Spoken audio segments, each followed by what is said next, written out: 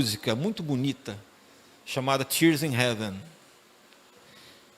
E o contexto da música foi uma dor muito aguda, porque Eric Clapton tinha um filho, chamado Connor. E em 1991, Connor caiu de um apartamento no 49º andar, lá em Nova York. E Eric Clapton perdeu seu filho. E junto com outro compositor, ele fez essa música. E o compositor, que também fez com ele a canção, Will Jennings, disse o seguinte: antes de compor essa canção, o Clapton passou por uma dor insuportável, mas ele quis escrever e colocar para fora essa dor sobre a perda que todas as pessoas sofrem. Então da dor surgiu a música. Então da dor ele compôs uma canção. Ele foi capaz de transformar a perda em uma mensagem de esperança para todos que perdem, para todos que sofrem. E uma das estrofes da música diz: além da porta existe paz. Tenho certeza, e eu sei, não haverá mais lágrimas no paraíso.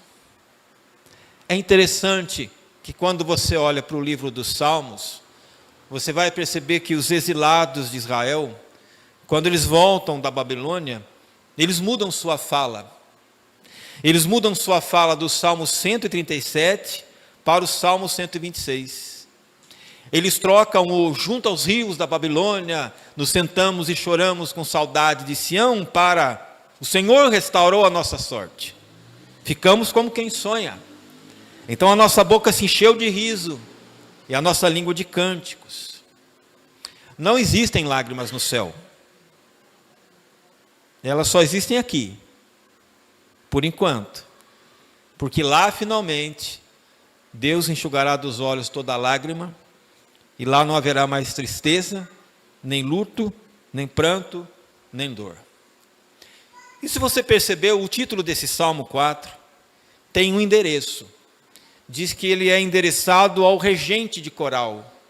Aqui é chamado de mestre de música. E ele é um salmo para ser cantado com instrumentos de cordas. Então a cena do salmo é uma orquestra. É uma orquestra regida por um maestro e um coral que canta essa música do Salmo 4. Então, na verdade, é um coletivo de pessoas que estão cantando. Apesar do salmo estar composto na primeira pessoa, no singular, ele é entoado por um grupo de pessoas que expressam algo que é comum a todas elas. A todo esse coral que canta em uníssono, eles expressam algo que acontece na vida de todos. E qual é o tema cantado aqui? O tema é angústia. O verso 1 diz: dá-me alívio da minha angústia. Os comentaristas, eles concordam que o Salmo 3, que o Salmo 4, melhor dizendo, é continuação do Salmo 3. Para você entender o que acontece no 4, você precisa ler o Salmo 3. E lá no título do Salmo 3, nós temos a razão da angústia de Davi. Porque lá no Salmo 3 diz o seguinte: Salmo de Davi, quando fugiu do seu filho Absalão. Essa é a angústia de Davi. O Salmo 4 trata dessa ocasião, Davi fugindo do filho. Mas por que Davi está fugindo do filho? Porque um certo dia, Absalão começou a reunir um grupo de pessoas e começou a dizer: não falem com o rei, meu pai. Falem comigo. Qualquer questão que vocês precisarem, tratem comigo. E as pessoas começaram a se aproximar de Absalão. E ele dava conselhos, e ele ouvia pessoas, e a Bíblia diz que devagarinho ele foi roubando o coração do povo. E não só, ele começou também a atrair soldados rebeldes de Davi, que começaram a formar um exército paralelo de Davi, e esse paralelo exército começou a seguir Absalão. E Absalão juntou um povo, até o ponto que ele, nesse ato de rebeldia com os soldados rebeldes, ele deu um golpe de estado. E mandou proclamar: agora o rei sou eu. E Davi foge para não enfrentar o filho numa batalha. E Davi está vivendo uma das piores angústias da sua vida. Até que um dos oficiais de Davi mata Absalão. E o reino é restituído para Davi. Então ele fala de um problema de angústia. E o que é angústia? Angústia é um estado mental de perturbação que traz sintoma físico. A pessoa angustiada, ela tem a sensação de que tudo está perdido na sua vida e não tem saída, não tem solução. Ela não enxerga uma resolução. Fisicamente é como se a pessoa angustiada tivesse uma dor no peito. É uma sensação de sufocamento. A palavra usada no hebraico para angústia, no verso 1, significa aquele que está dentro de um espaço apertado. Angústia é isso. É estar dentro de um espaço apertado. Você conhece pessoas que sofrem de claustrofobia? Que não podem entrar dentro de um elevador? Que ficam sufocadas? E que para voar, se é que voam, quando vão voar, tem um pânico de ficarem trancadas dentro do avião. E fica crescendo aquela sensação, o avião não levanta voo. E aquela sensação incômoda, e dá uma vontade de sair correndo, e não tem como sair correndo. Aquela sensação de pânico. A angústia é mais ou menos isso. É um sentimento que torna tudo pequeno e torna todas as coisas ameaçadoras. Só que a angústia ela tem um lado positivo. Quando você sente angústia, o seu corpo, a sua mente, a sua alma está dizendo que tem alguma coisa que não está bem em você. Trate isso.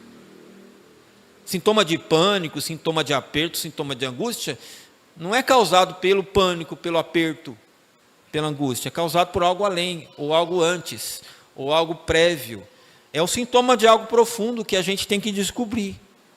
E precisa provocar alguma alteração, alguma mudança. Então tem que usar a angústia. E Davi usou a angústia. Ele não se entrega a esse sentimento. Ele vai buscar em Deus a esperança para voltar a ter paz. E aí, nós podemos aprender com esse salmo, queridos, 3 princípios valiosos de como acrescentar esperança no sentimento de angústia. E o primeiro princípio que nós aprendemos sobre ter esperança na angústia, ele está no verso 1, quando Davi ora: responde-me quando clamo a Deus, que me fazes justiça. Davi pede para Deus fazer justiça porque a situação em Israel estava de cabeça para baixo. A injustiça reinava porque Absalão deu um golpe de estado e agora o povo está dividido, o exército está dividido e o filho dividido contra o pai. Não há justiça aí. E o país está em conflito.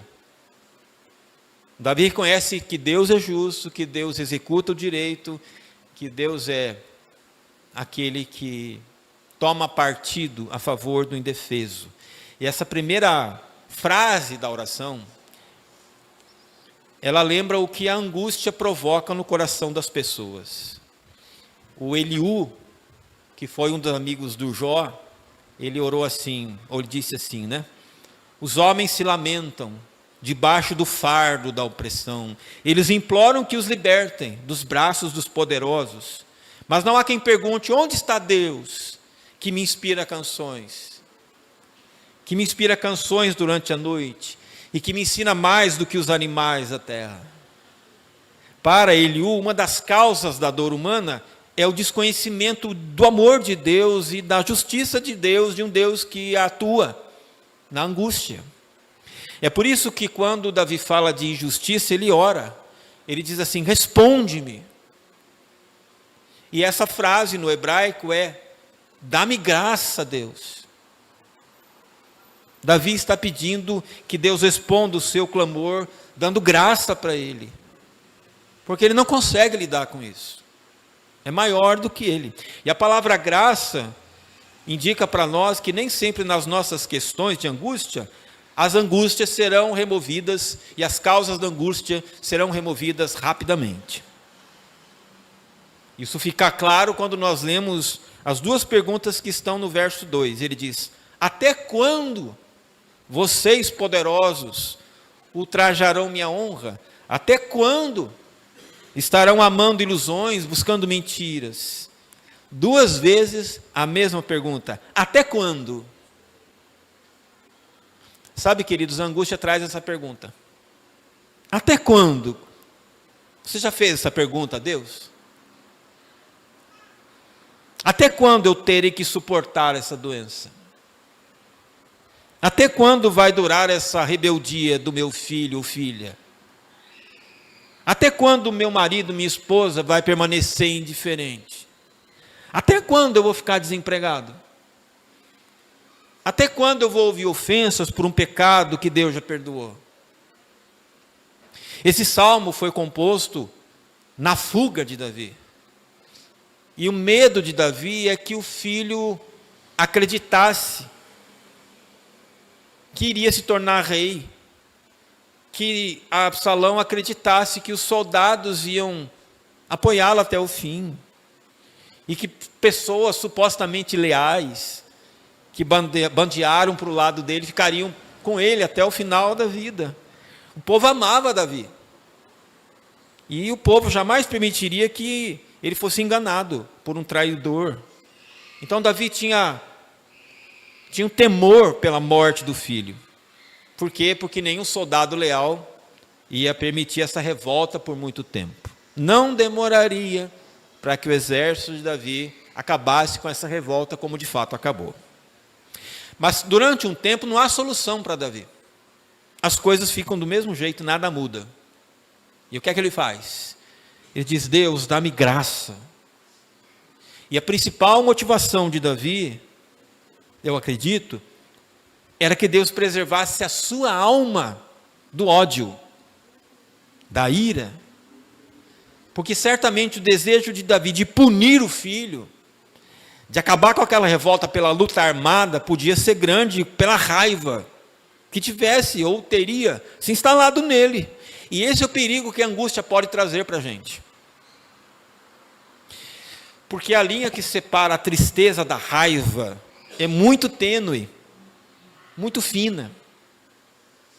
Pessoas que estão entristecidas e que dão espaço para mágoa, rapidamente elas vão migrar da raiva, para a ira, da tristeza para a ira, da mágoa para a raiva.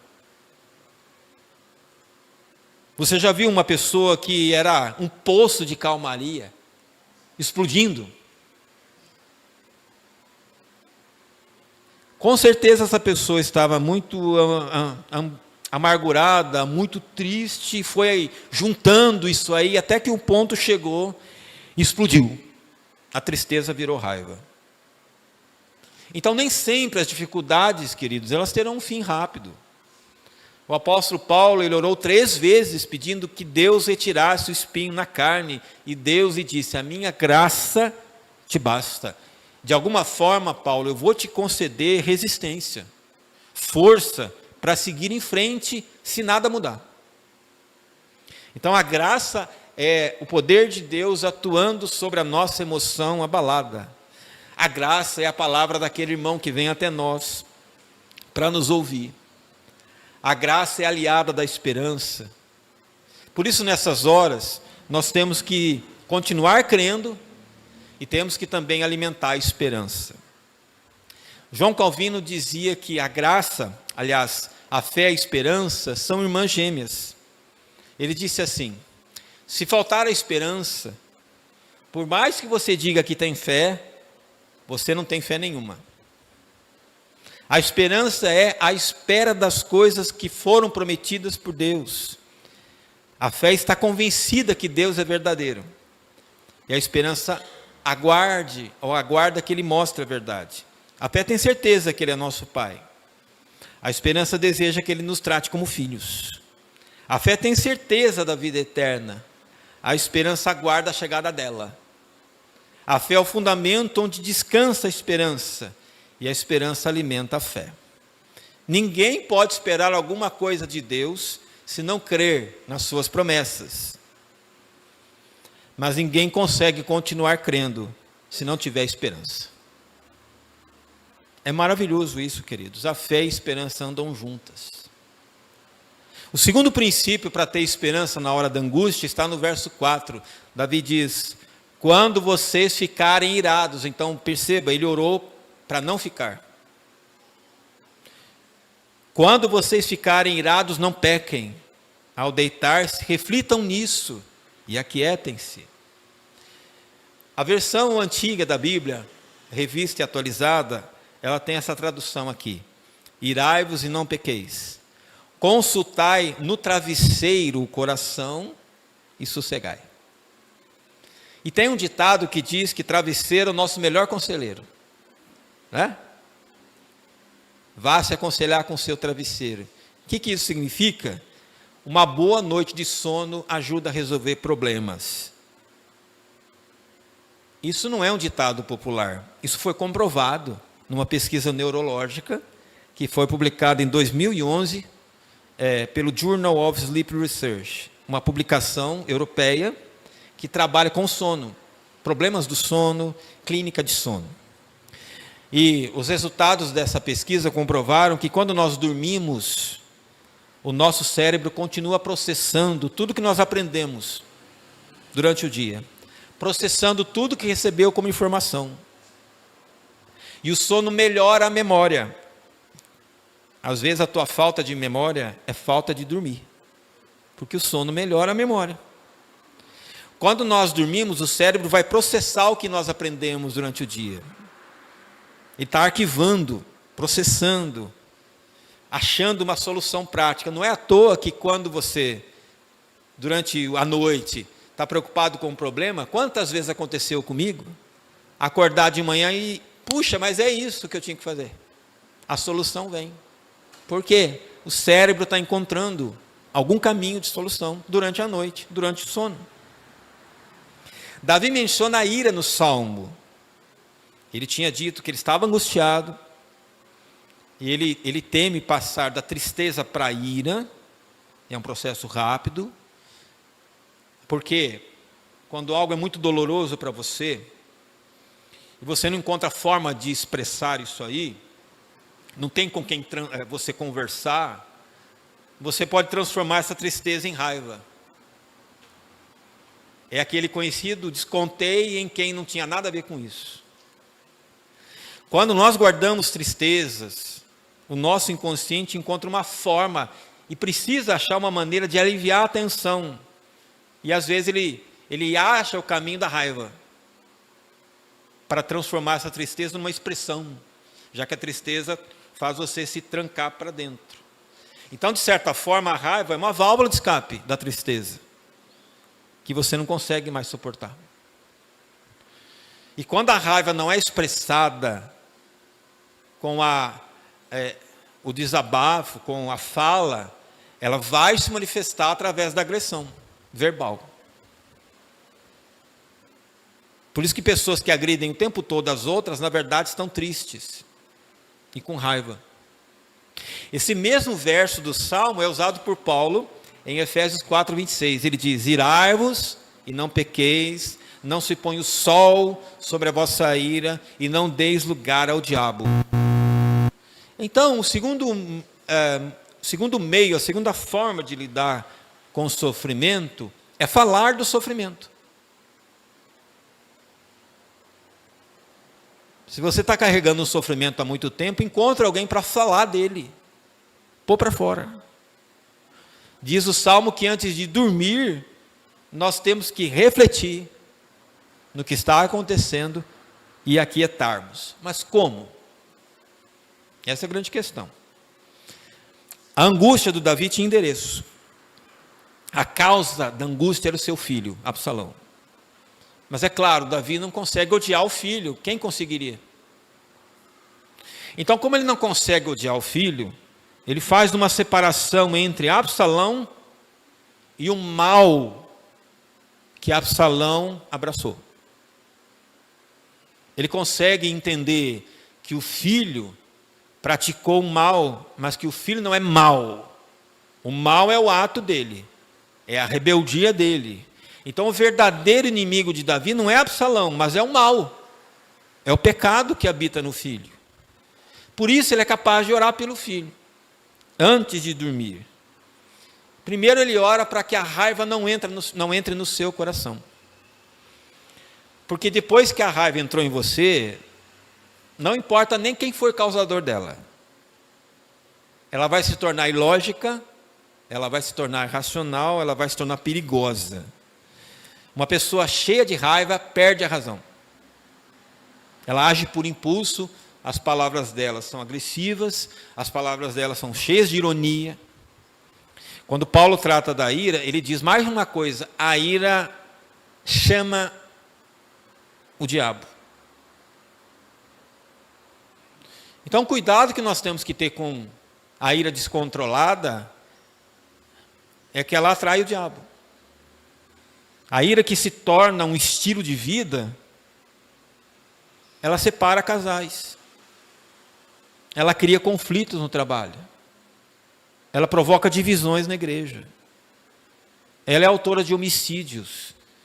E ela é geradora de transtornos mentais.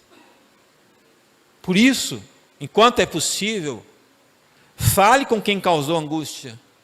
Fale o quanto antes. Agora, se não é possível mais falar, porque a pessoa morreu, então ore.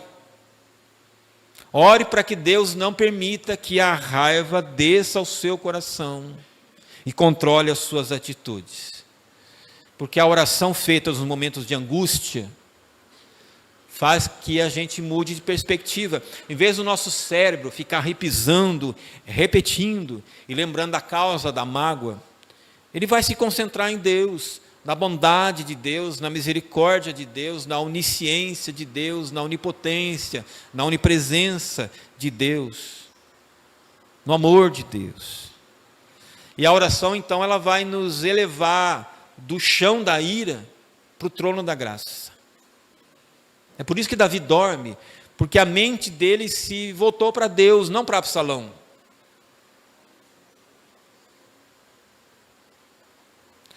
A mente de Davi se concentrou na bondade de Deus, não na maldade de Absalão.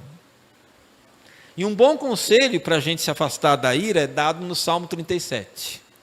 Descansa no Senhor, aguarde por Ele com paciência, não se aborreça com o sucesso dos outros, nem com aqueles que maquinam o mal. Evite a ira, rejeite a fúria, não se irrite, porque isso só leva ao mal. A ira só leva ao mal. E o terceiro princípio sobre ter esperança na hora da angústia está no verso 7 e 8. Davi diz assim: encheste o meu coração de alegria, alegria maior do que aqueles que têm fartura de trigo e de vinho. Em paz eu me deito e logo adormeço, pois só tu, Senhor, me fazes viver em segurança. Vamos recapitular o que Davi está passando, o que ele fez com a sua angústia. Primeiro ele orou a Deus, pedindo para Deus lhe dar graça naquela situação. E queridos, nós temos que crer que quando nós oramos, nada vai permanecer do jeito que está. Eu aprendi isso com um pastor chamado Eugene Peterson. Quando você ora, as coisas não permanecem do jeito que elas estão. Eugene Peterson, num dos seus livros, ele fala daquela experiência que todos nós temos, que quando nós estamos orando repetidamente por um assunto, ou orando repetidamente por uma pessoa, e nada muda. E parece que quanto mais você ora por aquela pessoa, pior a pessoa fica. Já teve essa experiência? Quanto mais você clama, parece que a situação fica mais complicada. O nó fica mais apertado. O sujeito fica mais difícil. Lá no interior de São Paulo, a gente costuma dizer, quanto mais eu rezo, mais assombração aparece. E o Eugene Peterson mais ou menos trabalha dessa sensação que a gente tem. E ele diz o seguinte, que quando nós começamos a orar, o que acontece é como a mulher ou o homem que resolve fazer a faxina semanal na casa.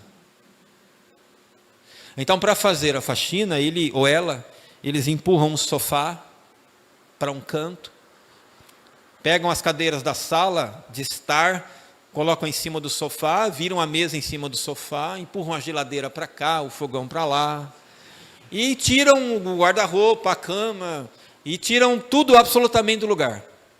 Vão passar o aspirador, vão tirar o tapete, bater o tapete.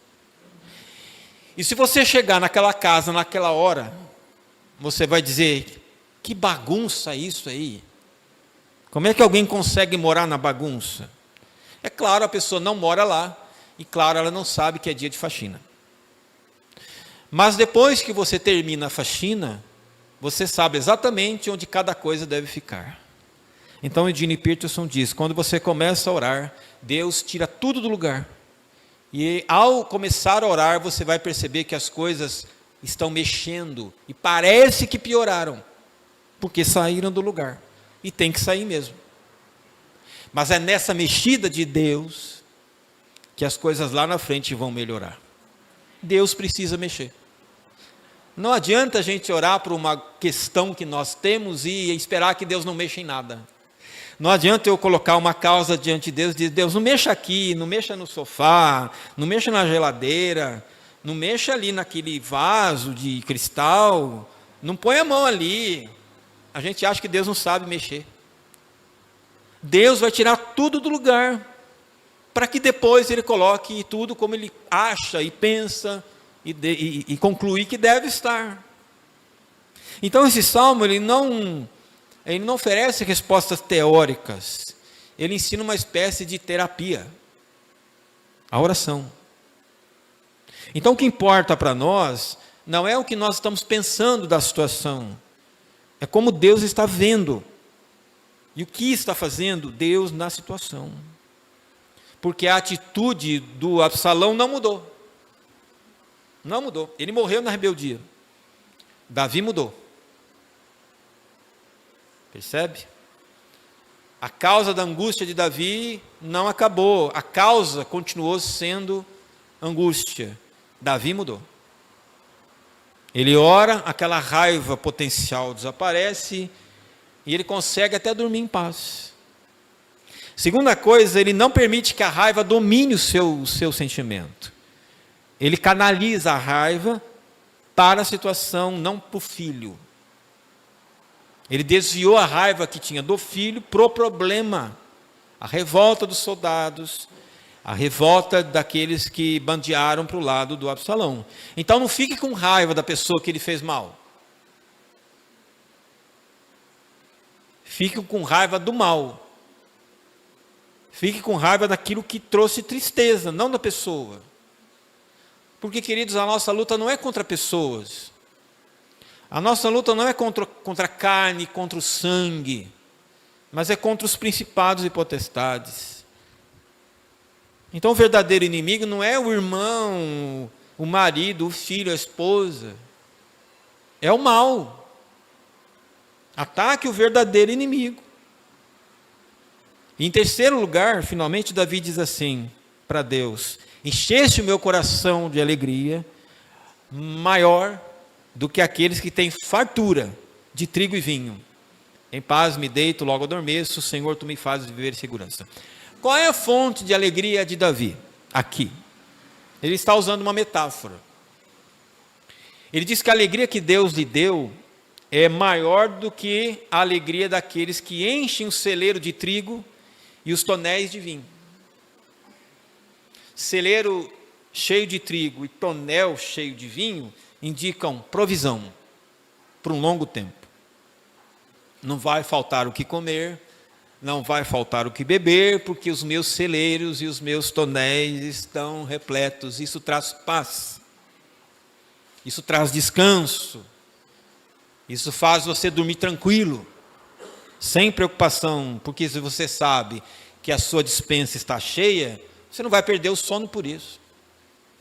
Se você sabe que você tem o dinheiro suficiente para sustentar a sua família, você não vai perder o sono. Por que se preocupar? Se você sabe que tem o que precisa. Só que a alegria de Davi não é material. É a alegria que é fruto da consciência dele em paz. Ele pode dormir porque a consciência dele está em paz. Por que a consciência dele está em paz? Porque ele sabe que não tem culpa do que está acontecendo. Ele não tem culpa da rebeldia do seu filho. Ele não tem culpa se uma parte dos seus soldados se tornou rebelde. Ele não tem culpa se uma parte do povo segue Absalão. Ele não tem culpa. E como é bom dormir quando você tem a consciência de que você não fez nada errado. Não é? Mas como é difícil pegar no sono quando a culpa te acusa. Você sabe que está devendo. Davi não tinha responsabilidade moral pelo pecado do seu filho. Porque ele não controlava essas coisas. E quando você não é responsável pelo problema, você sente tristeza, mas você pode dormir porque a sua consciência está em paz. Você está abatido, sim. Mas a consciência não está te acusando, nem Deus está te acusando. Você está chateado, mas não está consumido pela culpa. E Davi diz que Deus o encheu de alegria, e essa alegria vem de fora. Essa alegria vem de cima. Essa alegria não é daqui, desse mundo. E todo aquele que ama a Deus, queridos, recebe essa alegria. Porque essa alegria é fruto do Espírito Santo. E mesmo que tudo à nossa volta desmorone, nós podemos dizer como Abacuque falou: ainda que a figueira não floresça, nem haja fruto na vide, os campos não produzam alimento, nos currais não haja gado, ainda assim, eu me alegrarei no Senhor, e exultarei no Deus da minha salvação. Jesus diz no Evangelho de João: assim também vós agora tendes tristeza, mas outra vez eu vos verei, o vosso coração se alegrará, a vossa alegria ninguém poderá tirar. Ninguém. E toda vez que a gente vem ao culto, a gente vem encontrar com Jesus que diz isso: vós tendes tristeza, agora, outra vez eu vos verei, o vosso coração se alegrará, a vossa alegria ninguém poderá tirar. Ninguém. Existe alegria quando você sabe que está tudo certo entre você e Deus. A alegria que você sabe que não tem nenhuma culpa da qual possam te acusar. Isso nos leva à segunda parte final do versículo. Em paz me deito e logo adormeço, o Senhor me faz deitar em segurança. No texto original em hebraico, essa frase é curiosa. Porque o verbo hebraico não é deitar. O verbo hebraico é sentar. Na verdade, o que Davi disse originalmente é: o Senhor me faz sentar. Esse é um substantivo jurídico. Ele se aplicava àquele momento em que o rei se assentava no trono para exercer o seu governo. Em referência a Deus, só Deus tem um trono e só Deus é soberano. Mas quando a palavra se aplica para seres humanos, o sentido é daquela pessoa que está sentada porque ela mora, ela habita, ela reside em determinado lugar. O sentido aqui é habitação, o sentido é morada. Por que é que Davi diz: eu posso deitar e dormir? Porque ele mora num lugar seguro. Deus é o seu lugar seguro. Eu habito em Deus. E aquele que habita no esconderijo do Altíssimo, à sombra do Onipotente descansará. É quando a gente habita em Deus, queridos, que nós podemos descansar em Deus. E Deus é o nosso descanso. Deus é a nossa segurança. Por isso os que confiam no Senhor são como um monte de Sião, que não se abala, mas permanece para sempre. João diz na sua carta que o mundo passa e a sua concupiscência, mas aquele que faz a vontade de Deus permanece para sempre. Então nós temos que lidar com a angústia sob essa terceira perspectiva. Ela é temporária. E graças a Deus, toda angústia é temporária. Deus é permanente.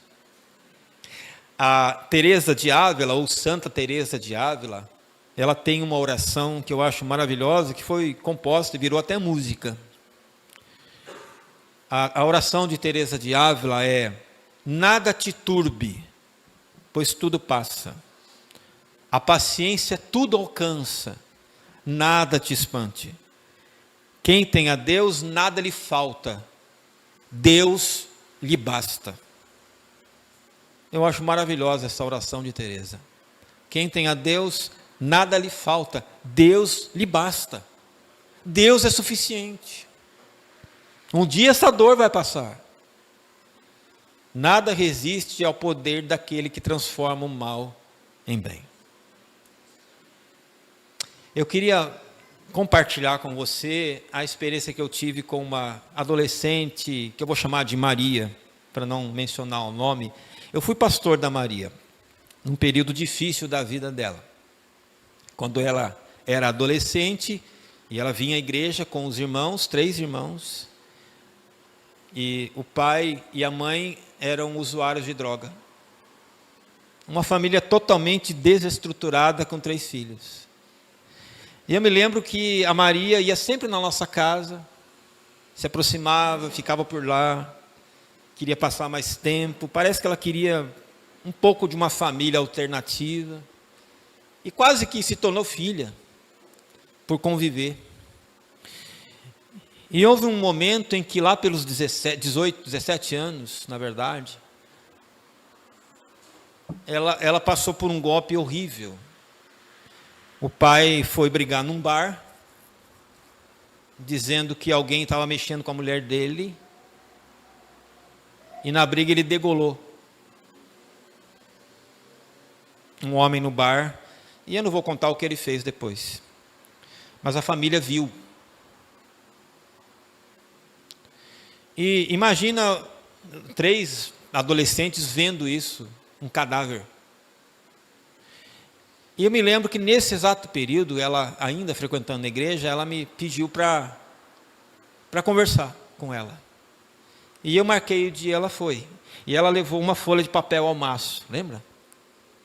Escrita dos 4 lados. Ela disse: eu não vou falar. O tom era esse aí. Eu não vou falar, eu vou ler. Eu falei: tá bom. Ela começou a ler e a carta era toda de agressão. Porque você saía com os adolescentes para viajar, agora não sai mais. Porque isso, agora você não faz mais isso, etc, etc.